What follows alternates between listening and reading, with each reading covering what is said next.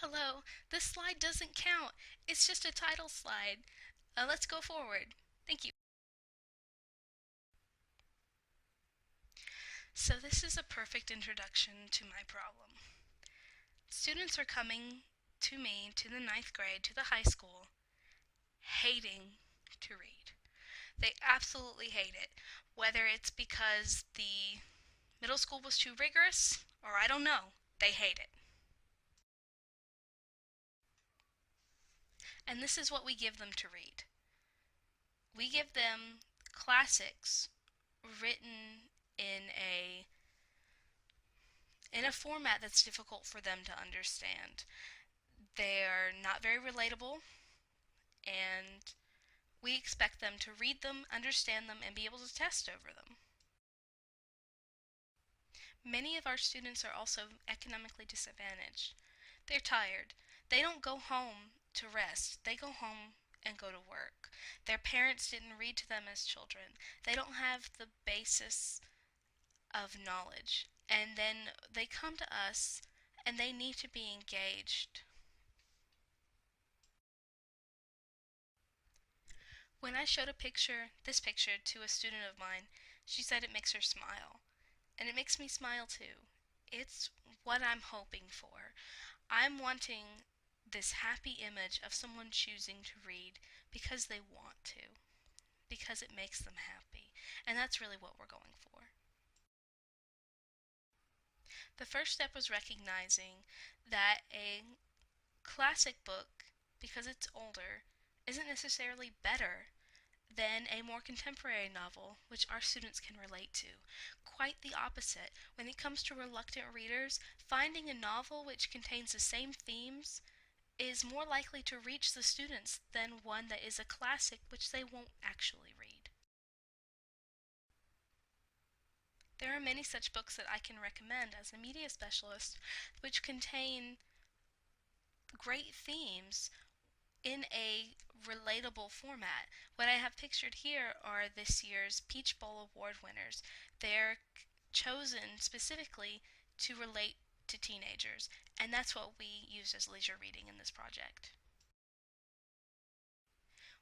We also chose, the teachers and I, a taught novel, which was not so much contemporary. I mean, Ender's Game is from the 80s, but a more relatable material which contains the themes of adventure and the hero's journey. We wanted a novel that would capture their imagination as well as allow us to make it more of a modern lesson. We introduced the novel by having the students come into the Media Center lab and play Asteroids as a way to introduce the idea that war is a game. And they had no idea they were about to read a novel. They just thought they were coming in to play a game, which was the idea. After we played the game, I checked out the novel to them, and then we all sat down as I read aloud the first chapter. This is a picture I took as everybody was getting themselves to page one and getting themselves settled. The idea behind it was to read the first chapter, get them hooked, and then assign the next couple of chapters for homework.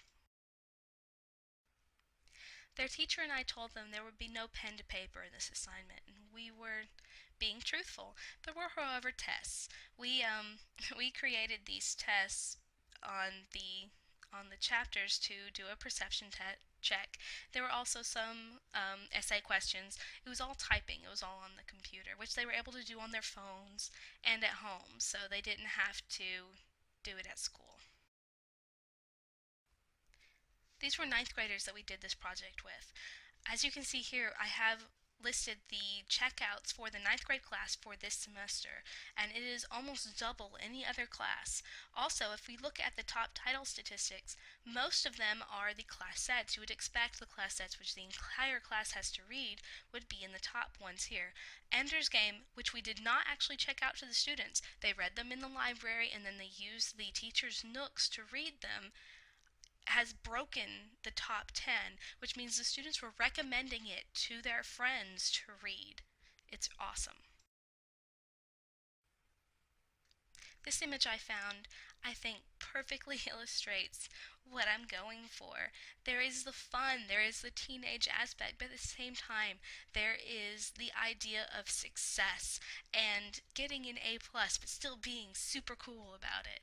I really want to be able to start at the student's level and work their way up the way that they should be. This slide also so doesn't count. Thank you so much for listening. If you have any questions, please ask me.